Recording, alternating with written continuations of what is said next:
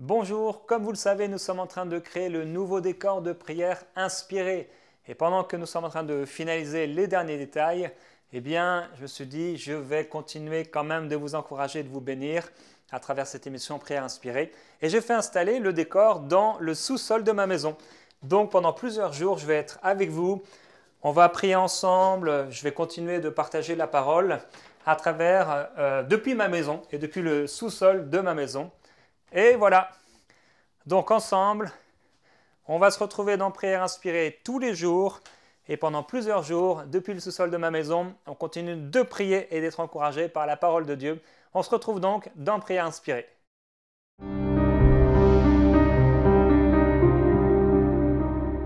Bonjour et bienvenue dans Prière inspirée. Je suis très heureux de vous retrouver pour cette émission que j'attendais de façon vraiment particulière. La description des minutes qui vont donc suivre l'enlèvement de l'Église. Je me souviens d'un rêve que j'ai fait il y a bien des années de cet enlèvement de l'Église. J'étais à Paris et je voyais des monuments connus prendre feu. Et alors que je regardais une personne qui était à mes côtés, qui connaissait elle aussi le Seigneur Jésus-Christ, je l'ai vu comme tout à coup s'envoler comme l'image que j'ai, c'est comme une plume devenir toute légère et une douceur extraordinaire. Et quand à peine je l'ai regardé, je me suis senti aussi partir à la rencontre du Seigneur dans les airs et c'était un rêve extraordinaire. Et je ne sais pas dans quel contexte sera le monde au moment où Jésus va revenir, mais une chose est certaine, Jésus revient bientôt et Jésus est à la porte. Une chose qu'on sait, c'est que beaucoup de signes se sont déjà passés. Ces dernières dizaines d'années, l'horloge prophétique s'est accélérée de façon très très particulière. Et on sait que l'Antichrist aura confirmé un traité de paix entre Israël et plusieurs pays aux alentours, selon Daniel au chapitre 9 et au verset 27. Et je vais maintenant parler de ce qui va se passer dans les prochaines minutes qui vont donc suivre l'enlèvement et je vais en parler au présent. Et de la même façon que il y a quelques jours, je vous ai partagé sur Jésus qui était au milieu du temple et les disciples montraient à Jésus les belles constructions du temple. Et Jésus, lui, voyait la désolation de ce temple et il les a amenés avec lui sur le mont en face de ce temple, le mont des Oliviers. Et là, il a commencé à les enseigner. J'aimerais vous amener avec moi à ce moment de l'enlèvement et pouvoir, à partir des Écritures et des choses qu'on peut connaître, comment les choses vont se passer. Et je crois que ça va marquer votre conscience. L'enlèvement arrive, et lorsque l'enlèvement arrive, c'est la grâce de Dieu qui part. Ce qui retenait le mal, ce qui retenait la haine, ce qui retenait la mort, ce qui retenait la colère, a maintenant été pris. Et ce sont des centaines de millions de personnes qui, en un instant, ont disparu. Aujourd'hui, le christianisme rassemble plus de 2,4 milliards de personnes de confession chrétienne, mais on sait qu'une grande partie d'entre ces personnes ne sont pas réellement sauvées. Il y a sur ces 2,4 milliards de personnes, 1,1 milliard 329 millions de personnes qui ont été baptisées catholiques. Il y a 660 millions de personnes qui sont évangéliques. Je ne compte pas les autres religions. On ne peut pas savoir combien de personnes vont être enlevées parmi toutes ces personnes, mais finalement le nombre est quand même assez faible en fonction par rapport au nombre de personnes habitant sur la terre. Mais par contre, nous avons cette espérance d'un puissant réveil mondial avant l'enlèvement de l'Église et donc du retour du Seigneur Jésus-Christ. Et certainement que les chiffres que nous pouvons imaginer seront multipliés. Et multipliés de façon extraordinaire. L'enlèvement vient de se passer en un instant. Il est fort possible que des millions de tombes se soient ouvertes. Et au même moment, donc la seconde qui suit l'enlèvement, ou pendant même la seconde de l'enlèvement, pendant que des centaines de millions d'adultes ont été enlevés. Ce sont également des millions d'enfants qui ont disparu. Nous savons en tout cas qu'à l'enlèvement, des centaines de millions de personnes, adultes et enfants, vont être enlevés. Et aux 30 secondes qui suivront l'enlèvement, il va y avoir une activité satanique qui va être déployée sur toute la terre, car comme je l'ai dit, ce qui retenait encore le déploiement total du royaume satanique a été enlevé. L'Église du Seigneur Jésus n'est plus. Et lorsque Jésus était en Israël et qu'il chassait les démons et que c'était la débandade dans le camp de l'ennemi, de la même façon et d'une façon peut-être contraire, maintenant ce sont des millions de démons qui sont relâchés plus que jamais auparavant pour assouvir leurs œuvres. Et dans les 30 secondes qui vont suivre, il va avoir toutes sortes de chocs traumatiques. En une seconde, des millions de personnes vont avoir un choc traumatique, traumatisant, en voyant disparaître sous leurs yeux toutes ces personnes. Et si, comme on l'imagine, les vêtements de ceux qui sont enlevés resteront sur place, on va encore entendre des cris à Rama, comme dit la Bible. Quand Élie a été enlevé, on sait qu'il a fait tomber son vêtement. Élisée va prendre son manteau qui était tombé. On peut imaginer qu'il y a des vêtements qui vont rester là sur le sol, des montres et des bijoux qui vont rester à terre, mais il n'est pas non plus impossible d'imaginer qu'ils vont être simplement désintégrés lors de l'enlèvement. En tout cas, lors de l'enlèvement, des centaines de millions de personnes vont être enlevées en un instant, adultes et enfants. Et dans les secondes qui vont suivre, les 30 secondes qui vont suivre, il y aura un choc traumatique de ces personnes qui vont être à côté dans la voiture et qui vont voir ces personnes être enlevées sous leurs yeux, qui vont être juste en face, peut-être au McDonald's, et voir la personne en face d'elle être enlevée sous leurs yeux, qui vont être dans l'avion, ou dans le train, ou dans le bus, ou dans le métro, ou au travail, ou dans la maison, ou dans le lit, et qui vont voir sous leurs yeux des personnes être enlevées. Ça va amener un traumatisme terrible et engendrer des traumatismes incroyables dans la vie de beaucoup de personnes. Dans les 30 secondes qui vont suivre l'enlèvement, il va y avoir des millions d'accidents de la route. Je ne sais pas vous, ça dépend où vous habitez, mais régulièrement, alors que je conduis, je vois des autocollants Ictus, Jésus-Christ, Fils de Dieu, donc le poisson, derrière les voitures. Et je ne dis pas que ce sont tous ceux qui ont des autocollants Ictus derrière la voiture qui vont être enlevés, loin de là. Mais ça nous montre qu'il y a quand même des chrétiens, et peut-être plus qu'on ne pense, un peu partout autour de nous. Et il va y avoir d'incroyables et d'horribles accidents qui vont survenir sur la terre en l'espace de quelques secondes. Imaginez quelqu'un qui conduit et qui appartient au Seigneur Jésus-Christ et qui est enlevé. Il va falloir simplement quelques secondes pour que la voiture se percute quelque chose. Une autre voiture, un bâtiment, un magasin, un piéton. Ça va être une catastrophe terrible. Toutes les voitures, les bus, les camions, dont le conducteur est une personne qui a été enlevée, ça va amener des accidents terribles, effroyables, des carambolages comme on n'a jamais vu, des explosions inouïes sur les autoroutes, dans les rues des capitales, jusque dans les rues des petits villages. Dans les 60 secondes qui vont suivre maintenant, donc ça fait que 60 secondes et c'est déjà la terreur partout sur la terre. Il va y avoir des dizaines ou des centaines de millions de morts instantanément dans les secondes qui vont suivre, parce que ces accidents de la route vont amener des carambolages et vont tuer des millions de personnes. De multiples explosions, des incendies qui vont commencer à se manifester dans les capitales, dans les villes et même dans certains villages à cause de tous ces accidents et d'autres accidents qui ne sont pas forcément des accidents de la route. Dans les quelques minutes qui vont suivre, l'enlèvement de l'Église, il va y avoir une panique générale. La Bible dit dans Exode chapitre 12, « Au milieu de la nuit, l'Éternel tua tous les premiers-nés de l'Égypte, depuis le fils aîné du Pharaon qui siégeait sur son trône, jusqu'au fils aîné du détenu dans sa prison, et jusqu'à tous les premiers-nés des animaux. Le Pharaon se leva en pleine nuit, ainsi que tous ses serviteurs et tous les Égyptiens. Il y eut de grands cris en Égypte, car il n'y avait pas une seule maison où il n'y avait pas un mort. Il va y avoir une panique générale. Les accidents, les disparitions, les incendies suite aux explosions vont provoquer une panique générale. En 3 minutes, le monde entier va être saturé de textos qu'on va s'envoyer, de messages sur les différents réseaux sociaux qui existeront à ce moment-là. Il sera pour beaucoup impossible, il est pour beaucoup maintenant impossible de recevoir d'envoyer des messages parce que les lignes sont saturées, bien plus encore qu'au Nouvel An. Dans les 60 minutes qui vont suivre l'enlèvement, cette panique générale va devenir une panique hystérique. Dans Luc au chapitre 17, Jésus dit, en cette nuit-là, de 2 personnes qui seront dans un lit, l'une sera prise et l'autre sera laissée. De 2 femmes qui mourront ensemble, l'une sera prise et l'autre sera laissée.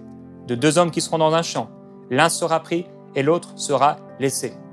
Il y a des personnes qui vont être en train de dormir la nuit dans un lit, comme Jésus dit, et d'autres qui vont être en pleine journée dans un champ. Jésus est en train de nous montrer à ce moment-là le décalage horaire qu'il peut avoir entre les pays et le fait que certains sont dans la nuit et certains sont dans le jour. Et donc ceux qui sont dans le jour vont commencer à chercher partout autour d'eux les personnes qui ont été enlevées. Dans Actes au chapitre 1, il est écrit, après avoir dit cela, Jésus s'éleva dans les airs pendant qu'ils le regardaient et une nuée le cacha à leurs yeux. Et comme ils avaient encore le regard fixé vers le ciel, pendant qu'ils s'en allaient, 2 hommes habillés de blanc leur apparurent et dirent, mais hommes de Galilée, pourquoi vous restez regarder le ciel? Ce Jésus qui a été enlevé du milieu de vous, il reviendra de la même manière. À l'époque d'Élie, comme il continuait à marcher en parlant, dans 2 Rois chapitre 2, voici un char de feu, des chevaux de feu les séparèrent l'un de l'autre. Et Élie monta au ciel dans un tourbillon. Élisée regardait et criait, mon père, char d'Israël et sa cavalerie. Et il ne le vit plus. Saisissant alors ses vêtements, il les déchira en 2 morceaux et il releva le manteau qu'Élie avait laissé tomber. Enoch a été le premier homme, ici Enoch, non plus Élie, a été le premier homme à être enlevé et à disparaître. Pour Élie, ça a été un char et des chevaux qui sont venus le chercher. Et il a eu le temps de le voir partir. Élisée a eu le temps de voir partir Élie. Quand Élie a disparu, devant les fils des prophètes, ils l'ont cherché en vain pendant plusieurs jours. Il est écrit, ils envoyèrent 50 hommes qui cherchèrent Élie pendant 3 jours sans le trouver. Lorsqu'ils furent de retour vers Élisée qui était à Jéricho, il leur dit, ne vous avais-je pas dit de ne pas y aller? Et donc les gens vont commencer à chercher les personnes qui sont parties de la même façon que Jésus est parti, de la même façon que Enoch a été pris et qu'ils l'ont cherché, de la même façon que Élisée et les prophètes plutôt ont essayé de retrouver où Élie avait été emmené. Les gens vont commencer à, dans les minutes qui vont suivre l'enlèvement, à chercher ceux qui sont disparus, ceux qui ont disparu. Et là où la panique va augmenter encore, c'est lorsque les personnes qui étaient dans le même lit, dans le même champ ou dans la maison de ceux qui ont été enlevés vont réaliser qu'il s'agit de l'enlèvement. Il y a maintenant une confusion générale chez tous ceux qui étaient chrétiens de nom, ceux qui sont sur la terre, des responsables spirituels, des chrétiens non enlevés, des rétrogrades, des chrétiens de nom sont maintenant effrayés en réalisant qu'ils n'ont pas été enlevés, mais également en pensant à ce qui va se passer pour eux. Ceux qui étaient dans un lit en train de commettre l'adultère ne seront pas enlevés. Il y a alors de grands cris, des larmes terriblement amères chez ceux qui avaient entendu le message de la bonne nouvelle de l'Évangile et qui l'avaient méprisé et rejeté. Les maris de femmes chrétiennes sont dans une totale confusion en voyant le lit vide et en apprenant que leur épouse a elle aussi été enlevée au travail. Et il y a maintenant, dans les minutes qui suivent l'enlèvement, de nombreux suicides. Des milliers et des milliers de suicides partout, de personnes qui avaient entendu le message et qui l'avaient refusé. Et qui, comme quelqu'un arrive en prison, un homme qui a visité des centaines et certainement des milliers de prisonniers, cellule après cellule, me disait un jour que lorsque les prisonniers arrivent le premier jour en prison, c'est là où il y a le plus de suicides, alors que beaucoup ne sont pas encore jugés. Mais il y a une telle terreur, une telle angoisse par rapport au futur que les gens se suicident. Et de la même façon, dans les minutes qui vont suivre, après les millions d'accidents de la route et les millions de morts partout sur la terre, il va y avoir des milliers de suicides. Dans la frayeur, la confusion totale qui va être sur la terre. Certains parents ne vont pas retrouver leurs enfants qui croyaient au Seigneur Jésus, qu'ils avaient reçu dans leur jeune cœur. Certains enfants qui avaient été incrédules vont chercher partout leurs parents sans les trouver. Alors ils passent des coups de téléphone sans réponse. Ils se déplacent chez leurs parents, chez les enfants, chez les cousins, chez les oncles, chez les tantes. On cherche partout. On trouve parfois des Bibles ouvertes dans le salon, sur la table de la cuisine. On trouve une Bible tombée, peut-être des habits à côté si les habits restent là. Il y a une confusion générale maintenant des médias du monde entier. Toutes les chaînes de télévision, les radios du monde entier qui sont en état de fonctionner ont déjà commencé des lives. On peut le voir lors des élections présidentielles, des grands événements sportifs. Ces lives qui se font quand le World Trade Center a été abattu, ces 2 tours. Eh bien, tout de suite, vous vous souvenez à ce moment-là où vous étiez. Vous vous souvenez c'était quel jour, dans quel endroit vous étiez à ce moment-là. Mais ça va être bien pire que cela. Bien pire que cela. Certains sites internet qui transmettent des directs commencent à être saturés. Il y a toutes sortes d'hypothèses qui commencent déjà à être émises par les politiciens qui sont là dans les lives, dans l'heure qui va suivre l'enlèvement. Il y a quelques avions qui vont se cracher un peu partout. On sait qu'il y a à peu près entre 2 et 10 000 avions qui volent constamment, simultanément sur la planète, et certainement quelques-uns d'entre eux vont tomber. Mais ce n'est que le début de l'enfer, parce que le pire reste à venir. Lorsque la porte de l'arche fut fermée par Dieu lui-même, c'était maintenant impossible d'y entrer. C'est aujourd'hui le jour du salut. L'enlèvement a lieu, des centaines de millions de personnes ont été prises. Des dizaines de millions d'enfants, ou je ne sais combien, ont été enlevés. Les 10 secondes qui suivent, ce sont des accidents partout, sur toute la surface de la planète, qui engendrent des carambolages, des incendies, des explosions, des morts de piétons ou d'autres passagers, les passagers qui étaient dans la voiture, qui ne connaissaient pas le Seigneur, des gens qui ont été percutés dans d'autres voitures, des gens qui étaient là peut-être dans un magasin et la voiture rentre dans le magasin, des personnes qui réalisent que c'est l'enlèvement, ils cherchent, ils voient, ils considèrent, ils regardent et ils se disent « Qu'est-ce qui va se passer ?» Des milliers et des milliers de suicides partout sur la terre, une angoisse terrible, un choc traumatique pour des centaines de millions de personnes, tout à coup. Les personnes qui, dans une panique générale, vont essayer de savoir, de s'envoyer des messages. J'ai vu quelqu'un disparaître, j'ai vu quelqu'un, la police, tout est saturé. Des gens en panique qui appellent et qui sont complètement paniqués. J'ai vu quelqu'un disparaître, j'ai vu quelqu'un disparaître. Un tel effroi.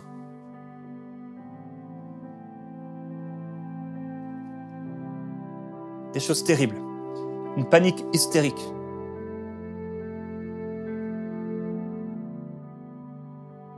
Quand Dieu, parce que c'est Dieu qui a fermé la porte de l'arche, c'était trop tard. Quand la pluie est tombée, le déluge s'est manifesté, et que ceux qui étaient à droite, à gauche de Noé, qu'il avait entendu prêcher, qu'il avait vu vivre sa vie et construire son arche pour son salut et celui de sa famille, c'était trop tard pour eux. Et je prie que ce ne soit pas trop tard pour vous, parce que c'est aujourd'hui le jour du salut. Vous pouvez rire et vous pouvez vous moquer de Jésus-Christ, de son retour et de ses vérités. Mais il vient un jour, et c'est bientôt, où vous allez vous retrouver, je vais me retrouver devant Dieu et vous allez devoir rendre compte de tout ce que vous avez fait sur cette terre. Et vous ne pourrez pas vous cacher. Vous serez mis à nu devant celui qui connaît tout et qui vous connaît. La bonne nouvelle de l'Évangile, c'est que Jésus-Christ a pris votre place et il a pris ma place. Et que vous soyez chrétien de nom ou chrétien en vérité, c'est-à-dire que vous êtes devenu un enfant de Dieu. Ceux qui se sont enlevés sont ceux qui se sont préparés, ceux qui avaient une réelle intimité avec lui, ceux qui le connaissaient, non pas ceux qui disent « Seigneur, Seigneur », qui font appel à lui. Parce que Jésus dit, ce n'est pas tous ceux qui disent « Seigneur, Seigneur » qui seront sauvés, mais ceux-là seuls qui accomplissent ma volonté. C'est pourquoi je veux t'encourager. Si tu es en train d'accomplir en fait ta volonté, il ne faut pas que tu restes. Il ne faut pas que tu restes. Ça, c'est juste l'heure qui va suivre l'enlèvement. Demain, je vous parlerai des heures qui vont suivre l'enlèvement. Et pendant l'heure qui va suivre l'enlèvement, il va y avoir un tel chaos. Ce n'est pas après l'enlèvement, mais c'est maintenant le jour du salut. C'est aujourd'hui que tu peux faire la paix avec Dieu. C'est aujourd'hui que tu peux vraiment renoncer à ta vie. C'est aujourd'hui que tu peux arrêter de faire semblant d'être un bon chrétien. Je ne sais pas si tu es catholique, protestant, évangélique, adventiste ou je ne sais quoi. Tu es musulman, juif ou je ne sais quoi. Ce que tu as besoin, c'est de Jésus-Christ. Ta religion ne pourra jamais te sauver. Ta Bible ne pourra jamais te sauver. C'est un morceau de papier. La lettre tue, mais l'esprit vivifie. Ton église, ton pasteur, ton prêtre, ton imam ne pourront pas te sauver. Jésus-Christ, lui seul, pourra te sauver. Il est le seul qui a la capacité de te sauver. Il est le seul qui peut t'amener dans sa présence. Aujourd'hui, si tu entends sa voix, n'endurcis pas ton cœur. Ne résiste pas. Et si tu te moques à l'intérieur, prends cette moquerie et change-la en questionnement, en repentance, en profond regret, parce qu'il a pris ta place. Parce que le Père a envoyé Jésus-Christ prendre ta place à la croix, son sang a coulé pour que tu sois pardonné, pour que tu sois purifié et que tu lui appartiennes ou pas. Il faut que tu vives pour lui. Il faut que tu vives pour lui dans cette vie présente. Tu dois lui appartenir, il doit te connaître. Ce n'est pas tous ceux qui disent Seigneur. Ça veut dire ce n'est pas tous ceux qui prient. Il ne s'agit même pas de prier un autre Dieu ou un autre Seigneur. C'est vraiment, il priait Jésus. Et pourtant, Jésus dit littéralement, je ne te connais pas intimement. Je ne t'ai jamais connu intimement. Ils disent, mais on a fait des miracles en ton nom. On a chassé des démons en ton nom. Ce n'était pas au nom d'un autre Dieu ou d'un autre Seigneur. C'était vraiment le vrai Seigneur Jésus. Le problème, c'est qu'ils ne connaissaient pas Jésus intimement dans leur cœur. Le problème, c'est que ces gens vivaient pour eux-mêmes. Frères et sœurs, c'est une conviction personnelle et j'en suis persuadé. Ce n'est pas toute l'Église qui sera enlevée. Et ce n'est pas tous ceux qui sont nés de nouveau qui seront enlevés. Mais c'est l'épouse qui s'est préparée. Ce sont ceux qui entretiennent quotidiennement une relation avec Jésus et qui lui obéissent. Il ne s'agit pas d'être parfait même si on tend à la perfection. Il s'agit d'obéir à la parole de Dieu dans notre cœur et d'être sincère vis-à-vis de lui. Père, je prie qu'aujourd'hui, un miracle se crée dans les cœurs par le Saint-Esprit. C'est une réalité. De la même façon que tu es venu, et pourtant on ne t'a pas reconnu.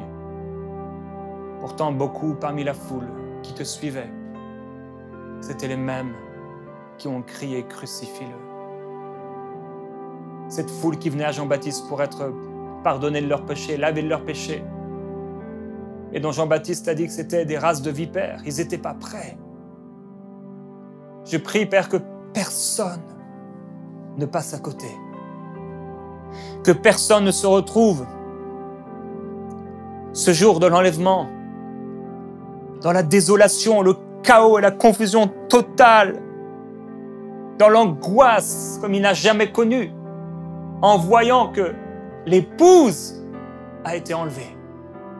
Père, je prie pour les pasteurs, les responsables spirituels, les croyants, quel que soit ce qu'ils font, ce qu'ils ne font pas. Je prie qu'ils puissent être prêts.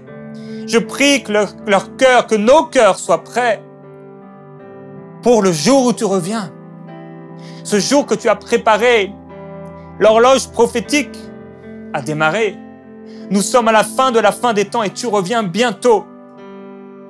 Tu es à la porte. Tu n'es pas en train de venir, tu es à la porte. Tu es à la porte et tu es prêt à ouvrir. Je prie pour l'Église Jésus-Christ, que l'Église soit prête. Je prie, Père, pour ceux qui ne sont pas sauvés, qui m'écoutent, et peut-être même ceux qui se moquent. Viens au nom de Jésus-Christ dans leur cœur maintenant.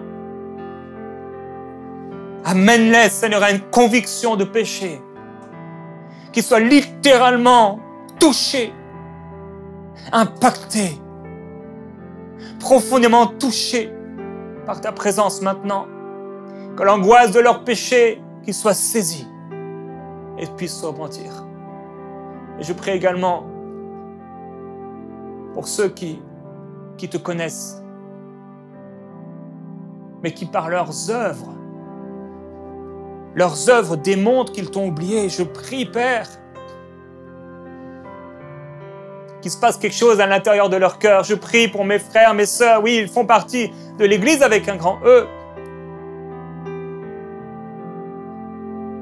Et tout comme Pierre, qui pensait être prêt, qui n'était pas prêt, et qui a pleuré amèrement.